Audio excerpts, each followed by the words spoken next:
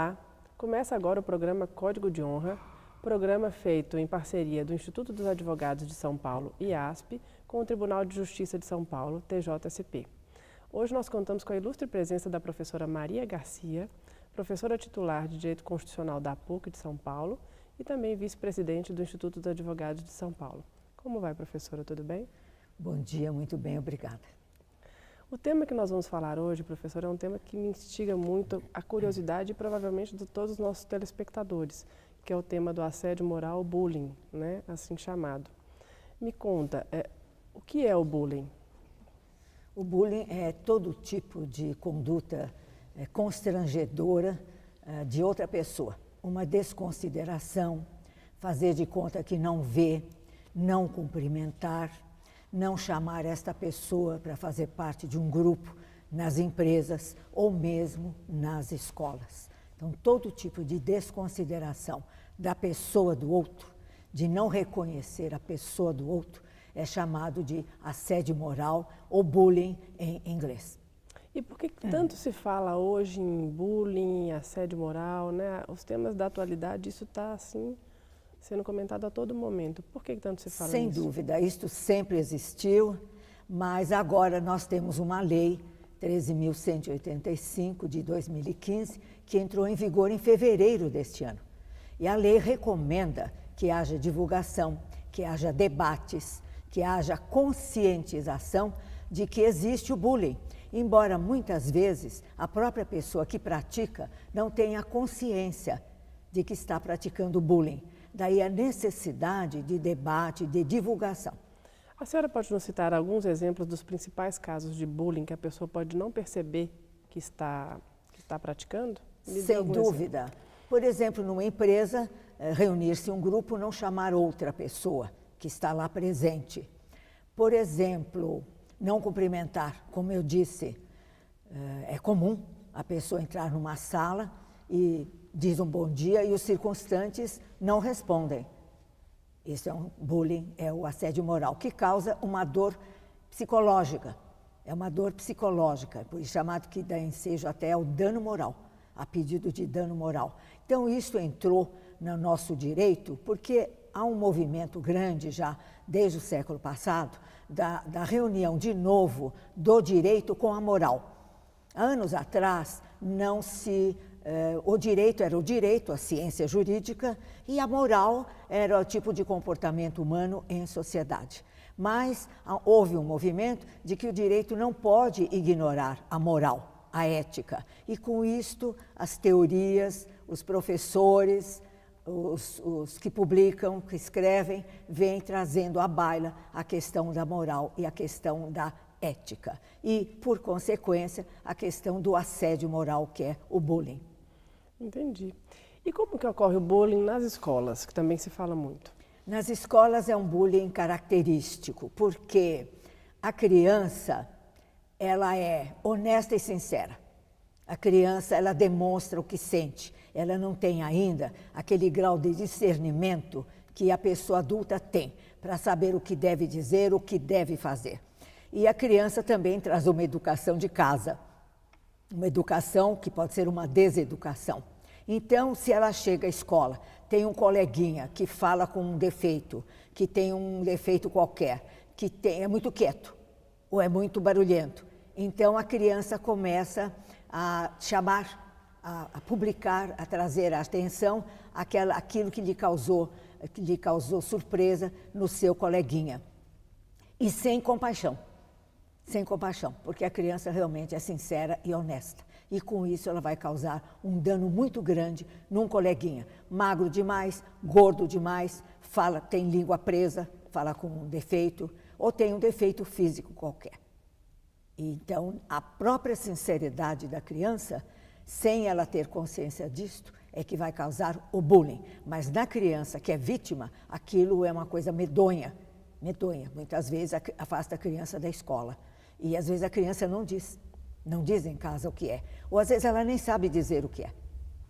E como essa nova lei trata esses dois tipos de casos? Tanto o bullying nas empresas quanto o bullying nas escolas, por exemplo? Então, a Lei 13.185, ela tem uma utilidade muito grande, porque ela, por exemplo, institui o programa de combate à intimidação sistemática. Então, o bullying é uma intimidação sistemática, repetitiva. Se não houver repetição, não será bullying. Um fato isolado de colocar uma pessoa no ridículo, de ridicularizar, de rir de uma pessoa, isso não é bullying. Tem de haver repetição. E por isso é que a lei fala em intimidação sistemática. E a própria lei, ela caracteriza o bullying, ela já diz o que é bullying. Por exemplo, insultos pessoais, comentários, apelidos. É muito comum numa empresa, numa escola, a pessoa receber um apelido. E às vezes são apelidos pejorativos, que é exatamente o ponto fraco daquela pessoa. Grafites depreciativos, desenhos, expressões preconceituosas a respeito de origem, a respeito de raça, de etnia, pilhérias. Pilhérias. É comum numa empresa aquele que gosta de fazer pilhérias. Ele se acha muito espirituoso, ele se acha uma pessoa que faz muita graça. Então, ele pega sempre uma ou duas pessoas, para fazer pilhérias. Então, a repetição dessas pilhérias e os apelidos, isto vai constituir bullying. E é muito interessante porque a lei, ela define o que é intimidação sistemática. Todo ato de violência física ou psicológica, intencional e repetitiva. Entendi. Intencional.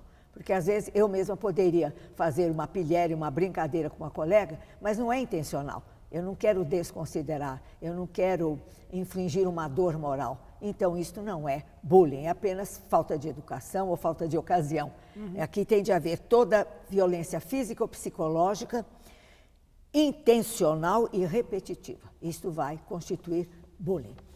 E a pessoa que sofre o bullying, ela tem que falar em algum momento que gostaria que aquele tipo de atitude se interrompesse ou não? Essa já é uma questão também muito importante. Vai depender muito da psique, da área psicológica desta pessoa.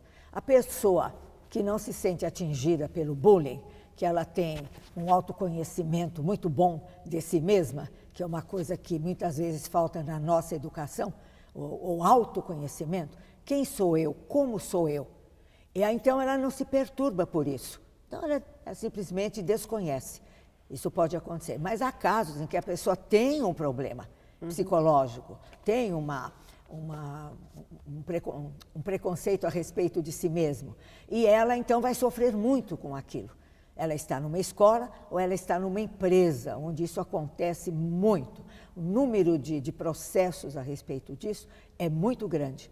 Então, ela tem dois recursos. Ela pode ignorar ou ela pode comunicar a sua chefia imediata, verbalmente.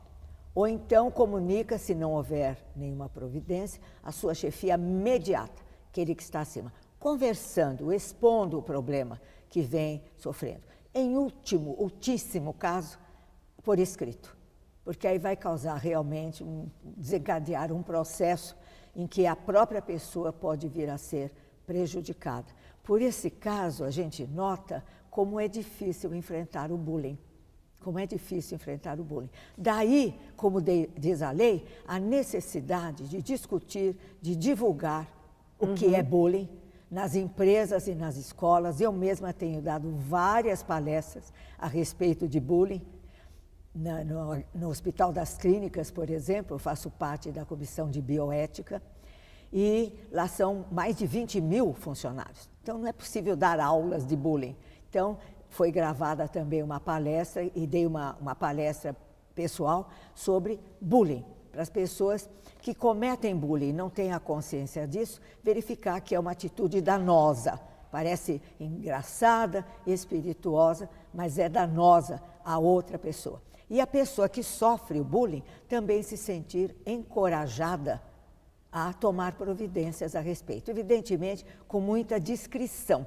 Como eu disse, pode desencadear um processo na empresa que venha a causar prejuízos, despedida de pessoas, e isso a gente não quer causar. É uma situação delicada. É por isso que a lei veio determinar a divulgação, o debate do bullying. Porque às vezes ouvir uma palestra sobre bullying, você que pratica ou você que sofre, fica esclarecida a respeito.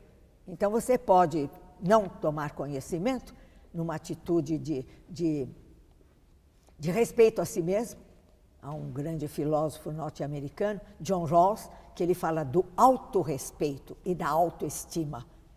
Mas como ter autorrespeito e autoestima se não existe um autoconhecimento? Sim. Então, isso é muito necessário. Sem dúvida.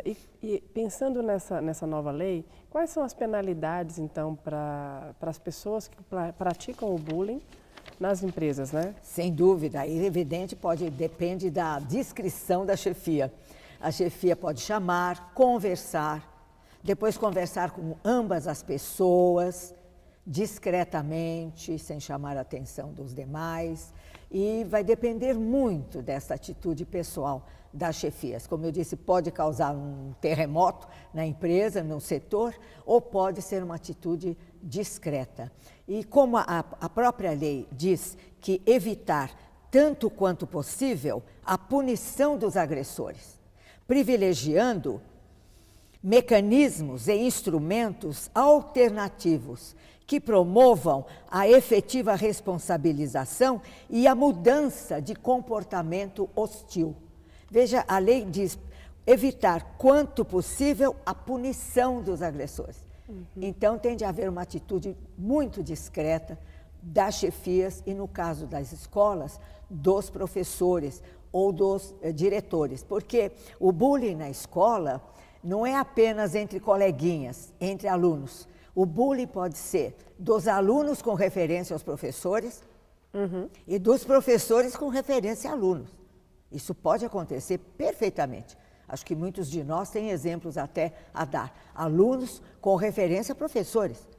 O professor toma uma atitude, diz uma opinião, aí vem esse problema do professor de evitar, quanto possível, dar opiniões pessoais em aula, porque pode insuflar uma atitude hostil de um aluno, de um grupo de alunos, às vezes da classe toda, com referência a este professor. Então, dá para perceber como este assunto realmente necessitava de ser debatido e divulgado. Sem dúvida. Então, o que a senhora está nos trazendo é que agora tem uma lei que trata do bullying. 13.185 de 2015. Isso, que é recente, né? Recente. Entrou em vigor em fevereiro, em fevereiro deste ano, e que ela propaga, ela incentiva a propagação do bullying e para que todos conheçam e entendam esse assunto. E se conscientizem. Se conscientizem. Ou que você pratica, ou que você é vítima. E que pode tomar providências. Inclusive, fazendo uma psicoterapia, um autoconhecimento. Então, uma das soluções para o bullying seria, por exemplo, no caso de uma empresa, trazer uma equipe de terapeutas ou pedir para aquele agressor fizesse algum tipo de coach ou terapia. Seria isso? Isso, chamar pessoas que cuidem, né, psicoterapeutas, que cuidem das teorias do comportamento e que fariam palestras, sem se deter em qualquer pessoa diretamente, no agressor, que tem atitude hostil, mas falando para todos. É a melhor coisa que se pode fazer. Então, a empresa, quando ela faz esse tipo de coisa, ela se protege de algum tipo do fato de ignorar aquele assédio moral que está acontecendo ali dentro. Porque já não pode ignorar, agora é lei. Sim. Agora é lei. Então, quando ela tanto traz empresas quanto escolas. Certo. Empresas quanto escolas, lugares, estabelecimento de ensino, clubes, agremiações recreativas. Então, veja, empresas estão aqui dentro da incidência da lei. Então, a melhor forma, possivelmente a forma de a empresa se proteger também desta situação, é criar esse tipo de ensinamento interno, não necessariamente demitir. Não, evitar quanto possível punições. Tá. E essa sua proposta eu achei muito interessante, Fabiana, porque é interessante isto, né? Você interpretou como é um modo da empresa também se defender, para não haver no seu ambiente aquelas hostilidades que costumam existir, sempre existiram, e é verdade, a própria empresa é interessada nisto. Sim. E algum funcionário da empresa que tenha sido vítima de bullying por algum membro da empresa, ele quando resolve propor algum tipo de ação ou Comunicação. Ele vai contra a empresa ou contra a pessoa que o agrediu? Em princípio, a pessoa que o agrediu. Tá. Pessoa que o agrediu. Levar a chefia imediata. Tá. Meu chefe imediato. Conversar com ele com muita discrição. Muito. Ali ou fora dali, vai tomar um café e conta. Depende muito do comportamento da pessoa. Esse é um grande problema, né? Se não ligar, como eu disse, a chefia imediata, ao superior imediato. E por escrito, em ultíssimo caso, por causa disso. Porque, às vezes, a própria vítima pode exagerar, interpretou mal. Como eu disse, tem de haver a intencionalidade e a repetição. Perceber que aquela atitude de você para comigo é realmente para me alijar da consideração da empresa, para me deixar de lado, é para ignorar a minha pessoa. E quando houver, por exemplo, doutora, professora, uma pessoa que ela é naturalmente grosseira, normalmente, né? Isso deve acontecer. Sem dúvida, né? muito. Não tem aquela polidez, não é uma Sim. pessoa elegante, né? E que trata com pessoas que têm essa educação. Isso. É possível que haja um choque cultural. Sem dúvida. Isso vai ser tratado como bullying, mesmo a pessoa não tendo aquele conhecimento da educação que os demais têm? Por isso que eu acho que a primeira atitude a tomar, a empresa que tem conhecimento disso, porque algum funcionário tenha se queixado e haja um com atitudes grosseiras, ou mais de um grupo com atitudes grosseiras, fazer debates, trazer uma pessoa para fazer palestra sobre bullying, porque aí você atinge todos. Se, feita a palestra, debatido o assunto, todos falam, todos perguntam como é, como não é, aquela atitude continua, então sim a empresa vai ter de tomar atitude. Como alunos, por exemplo, de uma escola. Já fatos aqui de escolas que tomaram atitudes contra alunos, depois de atitude repetitiva, dando, por exemplo, castigos, entre aspas, do aluno ir arrumar a biblioteca, né? O aluno tem que arrumar a biblioteca, mas sabendo que aquilo é uma punição, mas uma punição, digamos, educativa, e não de simplesmente demitir, de punição propriamente dita. A criança, né, ela tem várias idades. Quando que ela passa a ser responsável, consciente de que ela está praticando bullying? Quando que ela começa a saber que aquilo pode ser um bullying ou não? Com que idade? Ok. De acordo com as teorias psicanalíticas, porque junto à carreira jurídica, eu também desenvolvi uma carreira, digamos assim, de estudos psicanalíticos e teorias do comportamento, porque o direito e a ética estão juntos. Ambos, a psicologia, ambos cuidam do comportamento humano. Então, tem muito ponto de apoio, direito e psicologia. E me formei lá fora, não é? Analista transacional, que lidamos com uma teoria do comportamento que exatamente chama atenção para a necessidade de autoconhecimento e comunicação. Aí você se vê, você aprende várias coisas a respeito de si mesma. E se você não tem aquilo que John Rawls chama autoestima e autorrespeito, você vai ter autoestima e autorrespeito. Então, a criança, ensinam as teorias psicanalíticas que eu sigo, aos 7 anos de idade, 6, 7, 8 anos de idade, já é uma pessoinha. Ela já começa a tomar conhecimento de que vive num grupo, vive numa sociedade e que tem de conviver, de viver com, não apenas viver, mas conviver. É isso que é a educação, afinal de contas, que nos ensina a viver com. O resto da nossa vida nós aprendemos tudo isso através das várias áreas científicas, o direito e a psicologia, inclusive. Ou seja, dizem os teóricos da psicanálise e da psicologia que com essa idade a criança já tem um certo conhecimento de si mesma. Não completo, evidentemente, porque a própria lei estabelece o conhecimento completo e a capacidade completa aos 21 anos de idade. Sim. É quando realmente nós temos a capacidade total. Nesse ínterim, entre 6, 7, 8 anos até 20 anos de idade, o ser humano vai adquirindo autoconhecimento ou não, se não lhe for propiciado. De tal maneira que na adolescência, na juventude e depois na maturidade, possa ser uma pessoa completa, como quer a Constituição. Um cidadão completo. Mas a criança, sim, ela tem potencialidades a partir, basicamente, dos 7 anos de idade, a ser instruída, a ser educada também ao autoconhecimento de quem é ela, qual é o seu perfil psicológico, evidentemente com adequação. Por exemplo, ninguém aprende álgebra no grupo escolar. Não é possível. A gente vai aprender álgebra bem depois, mas já aprende as operações, as 4 operações, já aprende aritmética. Então, a gente vê que o conhecimento ele tem que estar sempre adequado à idade das pessoas. E assim a criança pode, já nesta idade, receber alguns ensinamentos de quem ela é, qual o seu perfil psicológico, que inclusive ela possa se amar mais e, por tabela, amar mais as outras pessoas, ou seja, a conviver em sociedade.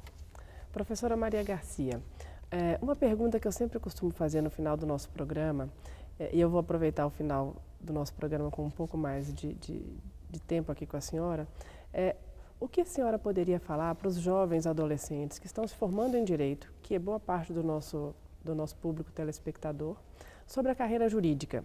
E principalmente a senhora sendo uma mulher, entrou na carreira jurídica provavelmente muito cedo. Conta para a gente um pouco dessa história da mulher advogada e dê dicas para as pessoas que estão entrando no mundo jurídico agora. Pois não, com todo prazer. A primeira coisa que eu posso dizer é que faria tudo de novo. De tal maneira gostei da carreira jurídica, porque ela é muito ampla. O direito permite muitas opções de carreira, muito desenvolvimento da pessoa. O direito, afinal, cuida da conduta humana em sociedade. Ele cuida dessa nosso lado. Então, é uma ciência belíssima, belíssima. O meu professor da USP, ele dizia, direito é a disciplina da convivência humana. É que nos ensina a conviver. Eu gosto muito dessa palavra conviver, como você terá percebido. É viver com, aprender a viver com.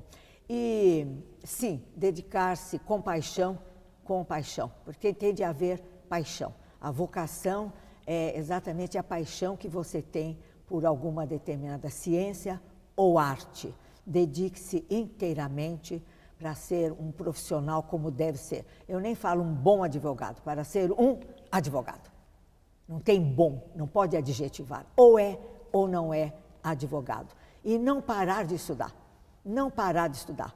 A faculdade, os 5 anos de faculdade, apenas nos ensinam onde encontrar as coisas, não é? A distinção entre direito civil e comercial. Nós sabemos onde ir, mas é evidente que a educação jurídica é para o resto da vida.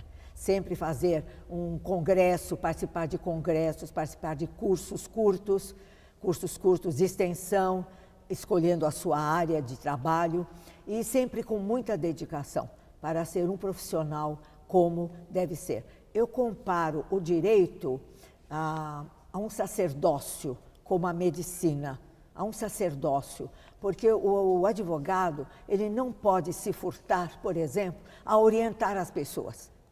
Então, nos roubam consulta no elevador, nos roubam consulta num coquetel, nos roubam consulta num teatro. Se a pessoa souber que você é advogada, sabe, eu tenho isso. Não se furtar a orientar as pessoas, porque o direito é um sacerdócio. É como o médico que não pode se furtar a atender uma pessoa na rua que está passando mal, de jeito algum. Agora, é uma profissão belíssima, belíssima, porque, veja, em última análise, o advogado cria o direito. Quem é que cria o direito? Apenas o legislador? Não. Se você, numa ação, seja na inicial ou na contestação, você propuser uma ideia nova, o juiz acata esta ideia, vai ao tribunal, o tribunal acata esta ideia, se transforma em direito, se transforma em de ciência jurídica. Então, o advogado é, sobretudo, não apenas um profissional de defender as pessoas, seja como autor, seja como réu, mas de criar o direito. Nós criamos o direito. Quantas coisas foram criadas, leis, jurisprudência, a partir de uma ideia de um advogado. Agora, para ter ideias, é preciso não parar de estudar.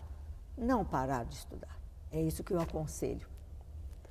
Eu gostaria muito de agradecer a participação da senhora no programa Código de Honra. Eu que agradeço profundamente. Foi um ilustre prazer tê-la aqui conosco. E eu queria saber se a senhora tem mais alguma consideração a fazer para o nosso telespectador.